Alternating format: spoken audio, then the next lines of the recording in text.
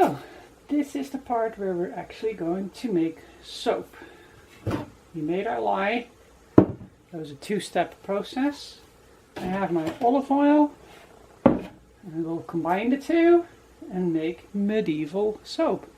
So there's a few things right from the start to think about. I'm not wearing any protective gloves and a mask.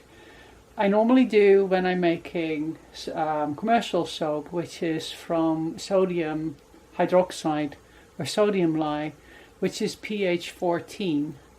You can't go any higher. pH 14 is the highest in the alkaline scale. It'll eat through your skin. This is not the same. This is made from woodash, but it's also not the same strength. What you leach out of your wood pile is not the same as the commercial sodium lye that you get from crystal, from chemically pure dissolved crystals. This is only in the upper pH 10. Soap that is the more alkaline soaps themselves are already pH 10. So this is not an issue at all. Do you want to leave it on your skin indefinitely? Probably not, but I don't want to do that with vinegar either. And vinegar, and this is, one is acidic, one is alkaline, but they're at around the same strength. You don't want to get it in an open wound. It will really sting, but it won't harm unless you do something stupid, like getting it in your eye, which is why I have glasses. So, that's the first thing. The second thing you'll see is that when I'm measuring opposite. Normally with commercial lye, pH 14 lye, I would have about a pound in lye liquid and about 3 times as much in, or maybe even up to 4 in oils, fats and oils, depending on the saponification factor of the fats and oils. But on average, I do in quarts, so that's 1 quart of lye mixture on about 4 quarts of fats and oils. 3 quarts, 4 quarts. This is the other way around. Because of the much lower pH, we are using more lye than we're using oil. Which is kind of interesting, because you'd think, well, it's that much less strong. Like each step is times 10. So it's like times 10, times 10, times 10 less strong. You can't make soap out of that because there's nothing left. If you do the same amount, if you decrease the volume by the same amount as the perceived decreased strength, there'd be nothing left. This really confused me, but I'm not a chemist, so I just went like, whatever, stuck it together, and I made soap. So a chemist might be able to explain. All I know is this works. We did the pH tests. It's in the upper 10s, maybe 11. That's it. And it still makes totally fine soap. So we are going to measure. I want 3 pounds in weight of this.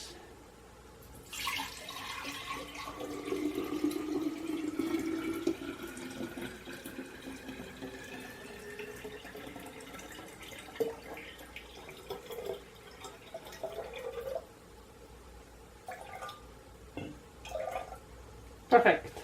3 pounds. I'm going to put that in my crock pot.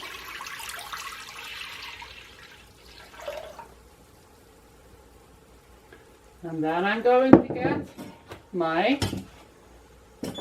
1 pound of oil.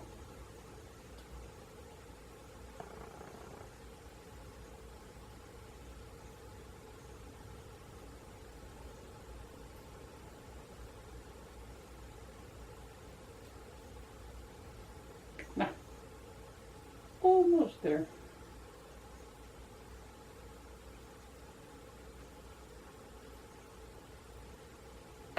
£1. This is kind of important. Do not turn this on. This is night. The first step is only put them together cold and infuse them overnight. The cool thing is that you might be able to see two things that were talked about in period texts. One is that one of the descriptions, because all this volume stuff is new. This is Renaissance type soap cooking. The Book of Secrets, the Secrets of Master Alexi of Piedmont, he is using the same 1:3 measurements. A lot of other manuscripts of around that time or later are using similar 1:3 measurements. But before, because you need, as we've seen in a previous episode on making the lye, you need an egg to get the right strength so you can do measurements. They were just putting them together and harvesting the ripe soap as it went. So how did you know you had enough soap? Oil, sorry, had enough oil. So one of the things that is really cool that you see can happen is when you put the oil in here, there is immediate change in color. And I think that what one of the manuscripts was talking about, you put in enough oil until it is good. That very likely indicated to the person who'd done it before that you go and you can see there's no oil left. There's no oil sitting on top. All the oil has been incorporated into the lye. So I think that's a good hint. I also know I'm good because we used the egg that we measured before.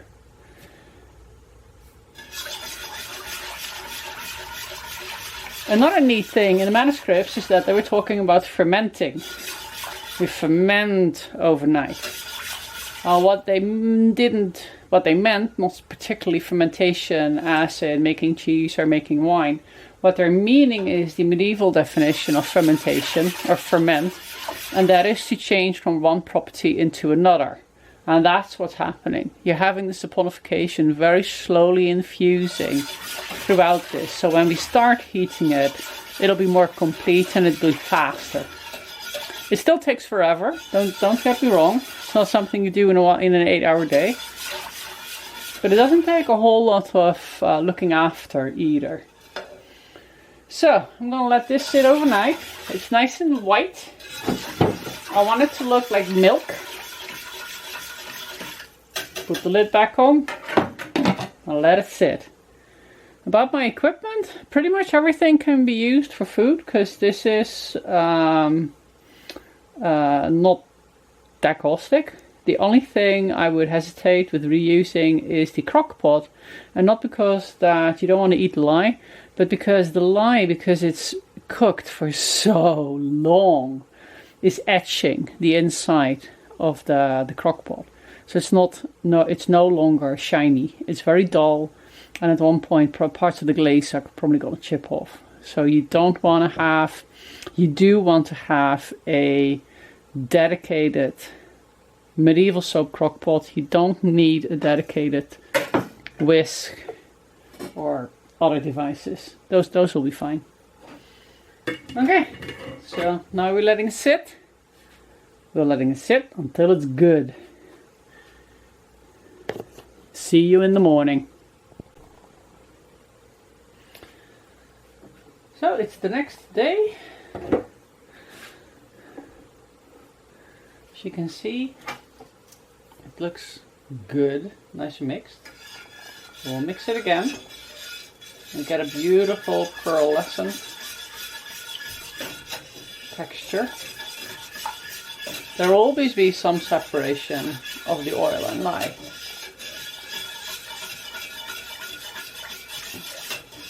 And you feel when you start whisking that you'll get more resistance. And that's the saponification. That's good. You can also use a stick blender. That makes it a little faster.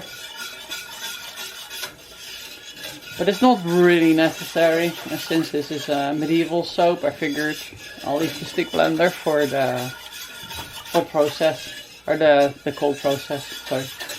So technically, this is not a cold process soap, but this is not a hot process soap either. Well, in a way, that hot process, there's two types of hot process. There is a at boil hot process, and there is a boiling hot process. And the one that modern people know when they're using a crock pot is the boiling hot process, where the soap separates and then comes back together and separates, comes back together, and you cook it right through all those stages.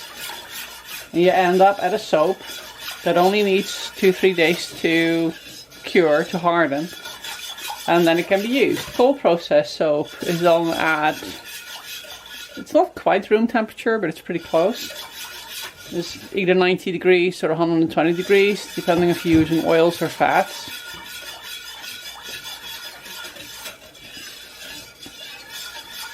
That one, all you wait for is trace thickening, like pudding. And when you've got the pudding thickness, then you stop it and you pour it into your molds, and then you let it sit for 3 weeks, 4 weeks, for it to cure, for it to finish the saponification on the interior, and then you have soap. This is kind of in between. This is right at boiling, but it never separates. And that's what makes this work so well. Because you don't have the stages of separation to really freak people out. But it's still a finished soap at the end. Because that's the thing with... that's mousse. That's the thing with the woodash soap making. You can't do it at a cold process, because you don't quite know the strength of the lye. And this hot process, that works. So if you've seen people online trying to make medieval soap using modern techniques, maybe even modern ingredients like sodium hydroxide, unless they're making like a Mediterranean hard soap, which is like the olive oil soap, Marseille soap, Castile soap, sure. But the Northern European black soap, the soft soap, nope, that's totally different. So now we turn it on hot, and that's it. I'll check back in every hour to half hour. I won't touch it unless it really scums up at the edges. There's no continuous whisking with this method. That would be the complete boiling hot process. And what we need to look out for, the first sign, is bubbles. So I want to be down here before it bubbles over. But other than that, just keep an eye on it, have your lid closed and your temperature on high. And always put it on a, what do you call this, dining plate? Platter. Because if you do miss it and it does boil over, the soap still is caustic, so it will damage whatever table you're using. Plus now I can just scoop it up and put it back in. It's not a real big issue.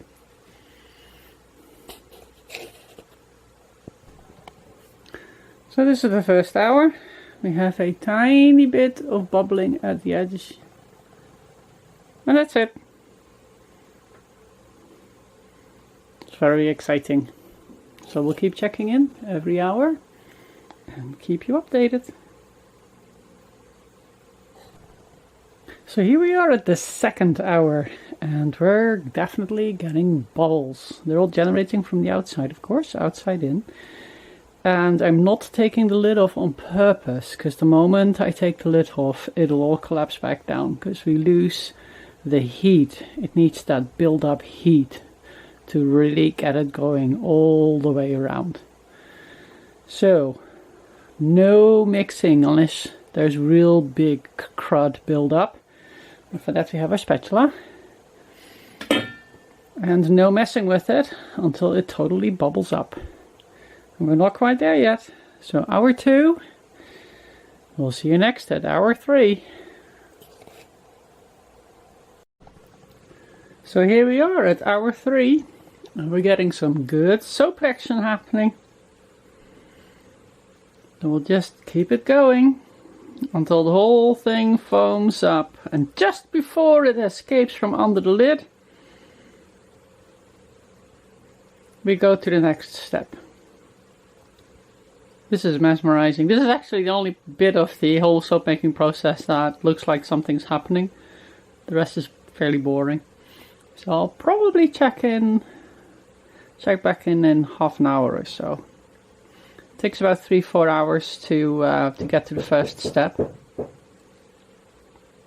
And we're right on the ballpark.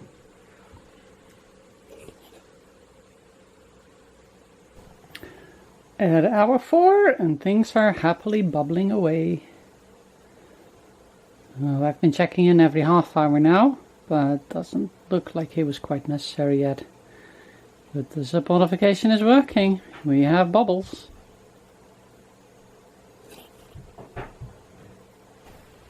So we're at hour 7. We're having complete bubbling, but it hasn't come all the way up yet. So we'll just keep at it. It's looking good.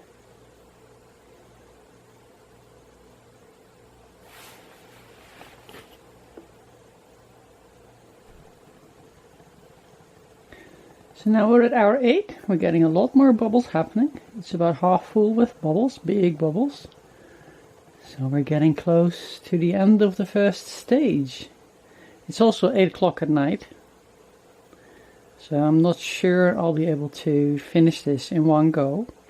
This takes about 8 to 10 hours. I thought I started at 10, but I have forgotten to plug it in. So we started at 11. So from 11 midnight, we'll see if it works or not. It's better to just let it go than to force it. And it's mesmerizing looking at the bubbles.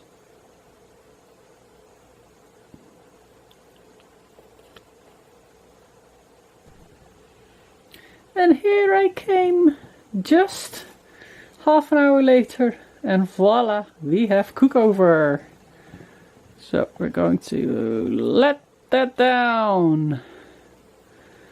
And then we'll scoop most of it back in. This is all soap, by the way. This is doing beautifully. If only I didn't take the time for dinner.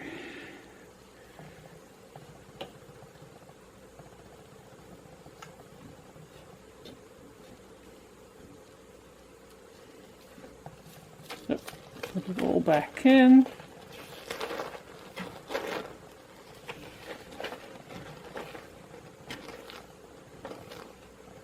Beautiful, beautiful soap. So you can see it better. It's thickening up. It's kind of pearlescent.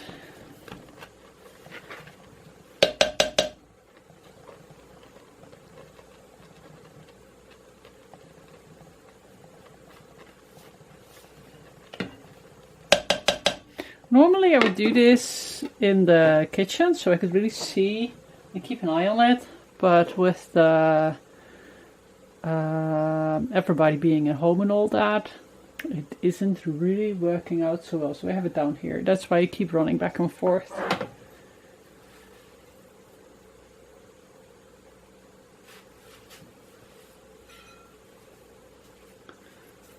Oh, perfect. A little piece of wood in between the lid, and that should be enough to keep it from boiling up again.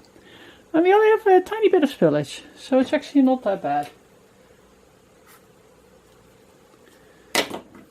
Last time it boiled over, I had big foams of soap all over the edge. So another reason why you want to use a dedicated crock pot, because it'll get soapy.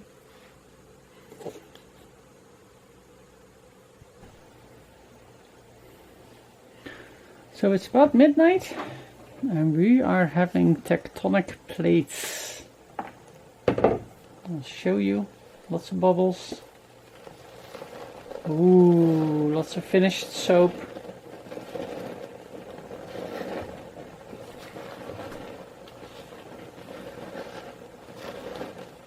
This looks good. Everything is bubbling up. And I had a nice roll from the bubbles from the outside, rolling itself in. I call that the tectonic plates. That means it's doing well. Not too much scabbing on the outside.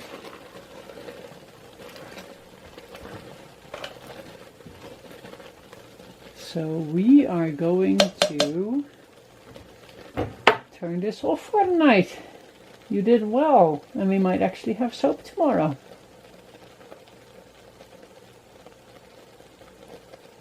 It's so happy sounding.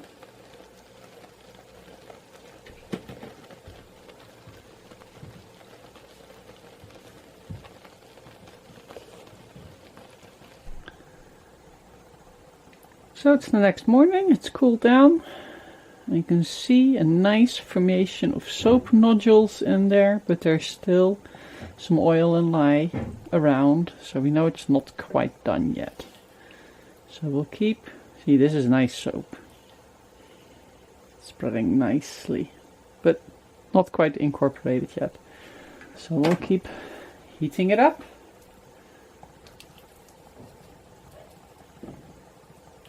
Mix it up.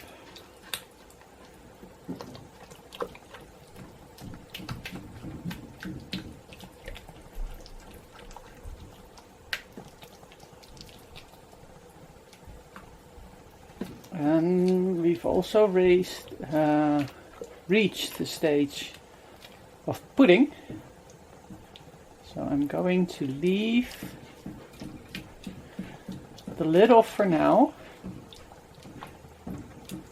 I'll check back in when it's warm again, because warm liquids are always a little liquidier than cold liquids, so I might put the lid back on. But the way it is now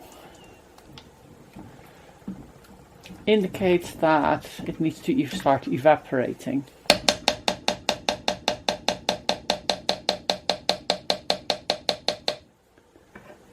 Okay, actually the lid helps get it warmed up quicker, so we'll put it on now, and then in the next session we'll take it off. Yeah, it looks really good. It's too bad I ran out of time. I think I only needed another hour or two and it would have been it's about done. 2 hours later. Okay. Things are really drying out. Bubbling up.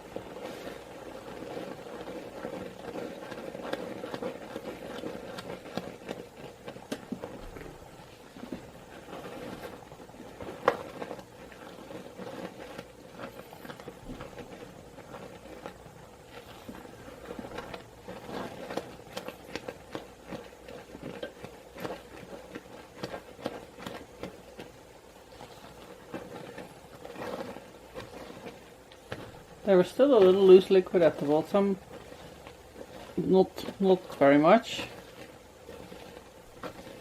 and this is getting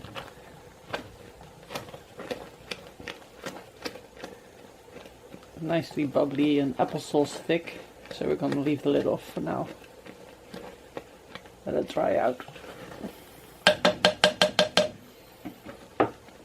We should get tectonic plates.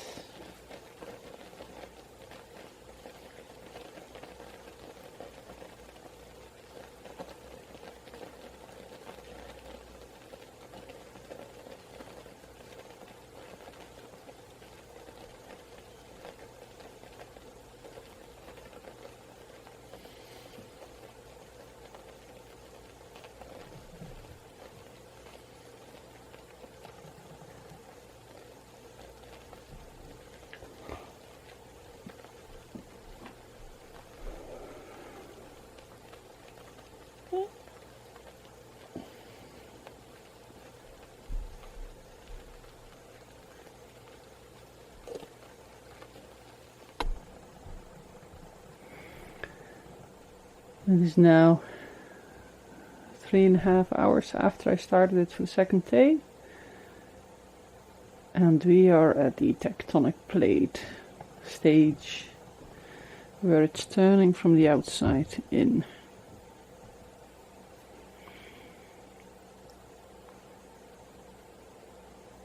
And we'll just leave it at it.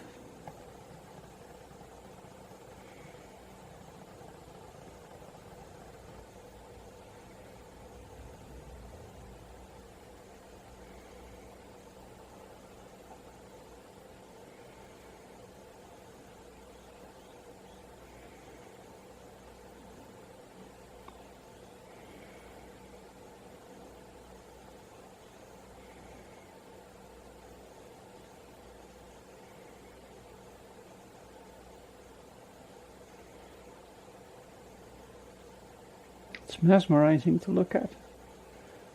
It just slowly keeps turning. And you can see it's drying out. It's got a drier areas.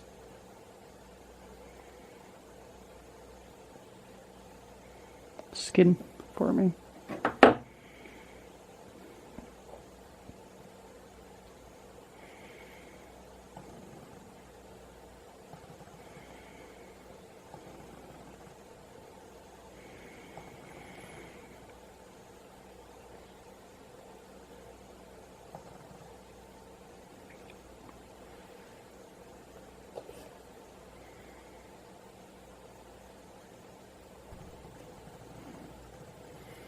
So the soap came all the way back up.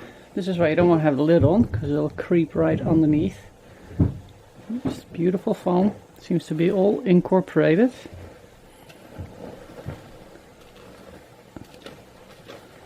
There's no liquid left. When we whisk it down, yeah, and it starts to get a sheen to it. Like looking like Vaseline, so it's around about 5 hours after we started, so I think I'm going to call it a day. This looks good.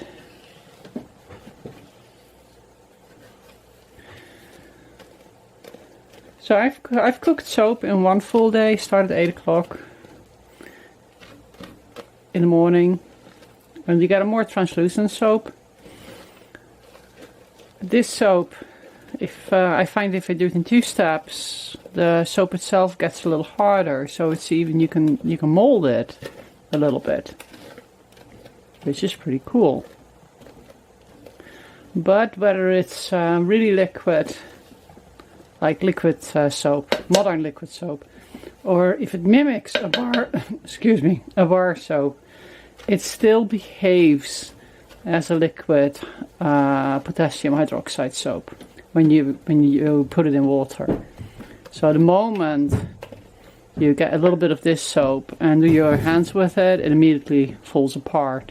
It doesn't stay a bar like sodium hydroxide soap.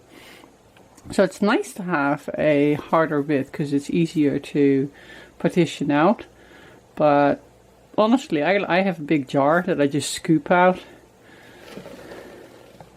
And that is fine with me too. So once you get to the stage where this happens, where the soap, when you go through, boop, it stays like that. That is even talked about in the secrets books. For instance, the one of the Secrets of Master Alexei Piemont. And that means that the soap is good. So I cooked this one a little further, a little longer than it probably technically needed. But like I said, this way I can do a moldable soap. So I'm going to go grab my mold and I'm going to scoop it all in the mold. So, scooping everything out, go into the mold. I like to use what is this stuff called? Silicone. I like to use silicone molds. They're cheap to get. easy to get back out. In period, of course, no silicone, but they did use molds. They would use wooden boxes lined with paper or lined with fabric, and it worked just as well. And one of the things that I found interesting is that even in some of the recipes that I found online, because this technique seems really simple, this took me like a year to figure out how to slowly cook the soap, how to get the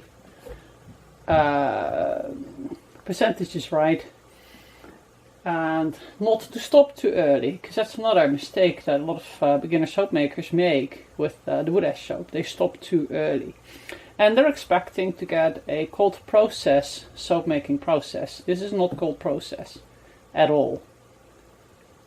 So it looks different, it behaves different, it takes different measurements, percentages, it takes different timing, and it makes a different soap. But it's not that strange, because we started with different ingredients too. So just keep that in mind. One of the funny thing I found, because the first half a dozen that I did on the stove, I did on the wood stove, over an open fire, and then I started using the crock pot, because I noticed that commercial soap making equipment in the Middle Ages were often really big kettles, copper vats, on brick furnaces. It's still wood fired, but a brick furnace gives a very even, long and even heat. I'm like, I don't have a long even heat, but I do have crockpot, which gives a long even heat. So this might actually not be that far off from a medieval commercial large batch soap process, soap making. Well, one of the recipes that I found, I don't think that was a commercial recipe at all. I think it was someone who was making soap for the household, and they weren't quite figuring out what they were doing wrong, and they were too much into the completely hot, the boiled hot process, and it kept falling apart, and they didn't quite have the measurements right, so it was either too much lye, too much fat, and they were fiddling, adding more, taking off.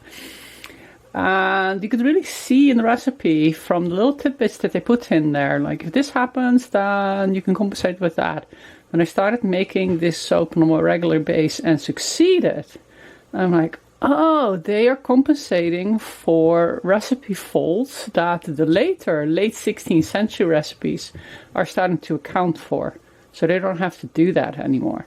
And one of the cool things, and that's what made me think of it, is at the very end of that recipe, he's talking about that you then put it in wooden bowls, and you want to use wood, because wood has openings, and it leaches out. So if you have excess lye, it'll leach out and go away. And that is exactly what happened when I did a higher lye density batch, where my egg was floating all the way on the top, and I had a little too much lye in there, that there wasn't enough oil to capture the lye, and I had excess lye. And then when the soap, when it's first cooked, it looks fine, but when it ages, cures for a bit, and then gets moisture from the air, because this is a little bit hygroscopic, it pulls moisture from the air, the lye does. So if you've got excess lye, you'll see moisture developing on your soap, and it's a brownish moisture, and that is the lye. Not a big issue, just rinse it off, and that's what that recipe said. Not a big issue, just leave it like that. And it also said if the soap doesn't want to come together, if you have separation in there, just stick it in the mold and hope for the best, and every couple of hours go through and whisk it back up, and that has actually worked as well. Sometimes the soap needs more time. This soap, what I just made, took me 10 hours yesterday and 5 hours today, 15 hours. It'll be a harder soap because I did a longer heating batch, because I missed the midnight mark. It took too long. It wasn't quite there. So that's just all the variables that you'll encounter when making medieval soap. Time, ingredient, process, and a very part of that process is heat. How is the heat applied and how long for is the heat applied? And if you see any YouTube videos with nice pictures of bar soap at the top, that's not what you make with this. This is what you make. It's a brownish, blobby, slightly translucent, pearlescent soap. But it'll never really look pure white, because for that you need the sodium, the pure sodium hydroxide, without any carbon remnants, no tannin leaching. And it'll never be really white either, because it's cooked for so long. So, I hope you all had a good time. It took forever looking at the different steps on how to make soap, and check out my academia profile at Susan Furberg. And if you want to make your own soap and you need more step-by-steps, there's a class handout there that details it step-by-step. If you want to see actual recipes and look up these recipes from the Master Alexei of Piedmont, or what is the other one, the household books, I collated all the soap recipes in one big document, and you're welcome to download and peruse at your interest. And please go forth and make more soap. So it's the next day, and this is the soap that I put in the molds. Little bar soaps. There's no loose lye in the bottom, so I know that they're lye neutral. They are damp, but that is because of the hygroscopic action of they're in the basement, so they'll always be a little damp. So it's semi-hard, but once it is, that's what it's dissolving on my hands. That's because it's a soft soap. So these are the soaps that I took 2 days to cook. I have several batches of this. They look closer to a traditional hot process soap that people make in a crock pot, but it's still a soft soap. They're very melty. This is a soap that I've made within 1 day. It takes about 8 to 10 hours. It is very jelly, very gel-like. And again, this is also a soap that dissolves really easily in water. This is a soap that I did for a demonstration, but I ran out of time, so I put it in a jar. And I can either put it back in the crock pot and recook it, but what I can also do is pour the lye off and scoop this around, whisk it, and use that as a soap. This will be a very a neutral soap. This jelly-like soap is the same as that. That is completely finished. This is not completely finished yet, but it is a soap. It's just not as soapy, not as well formed, well crystalline as that. So this is one that is arrested even further, if even earlier in the process. And I like this one as an example because it shows the different stages of soap. This here, you can't quite see it, but when I look at it from this angle, I can see the light shining off the little crystals that are down here. These are soap crystals. This is very, very dense soap crystals, because soap is a salt crystal, crystallized salt. So here, the soap crystals, you see a little bit of a coarse, grainy look to it. That's because the soap crystals are starting to break up and blossom into full-fleshed soap. And that is full soap. This is at the level of here. So if we cook this further, it will get to that jelly-like level. And if we cook this further and take a lot of the extra moisture out, it's this hard, squishy stuff. So one last thing, because it really shows the difference in the sodium and the potassium hydroxide soaps. even though this is a solid bar soap, once you would use this, put a little water in it, it just falls apart.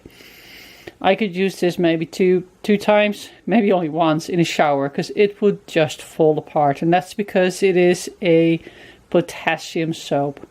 And the reason the difference between potassium and sodium soap is so big is because they're different crystals. Potassium soap crystals are relative large crystals. They have long legs between the elements, which gives them a flexibility, which gives them that jelly-like consistency. And potassium lye is still used and used commercially, because that's how one would make pump soap. So if you want to make pump soap, you don't dilute sodium soap. No, you start with a potassium soap. Sodium soap, on the other hand, the connecting points between the crystals are much, much tighter. So it makes a much more tight crystalline structure, and it's a much harder soap, which makes it less easy to dissolve in water. So that is my little how to make medieval soap demonstration.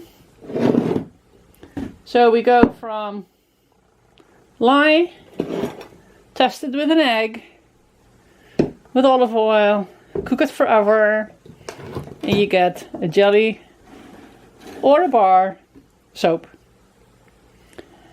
And pretty much all you need is a crock pot and a whisk and time. And that's all. So I hope to see many people of you out there making soap for yourself, because interestingly, this soap is really nice hand soap. I don't need moisturizer after I've used it. It makes your hands feel really nice. So it might actually be the perfect soap for nowadays.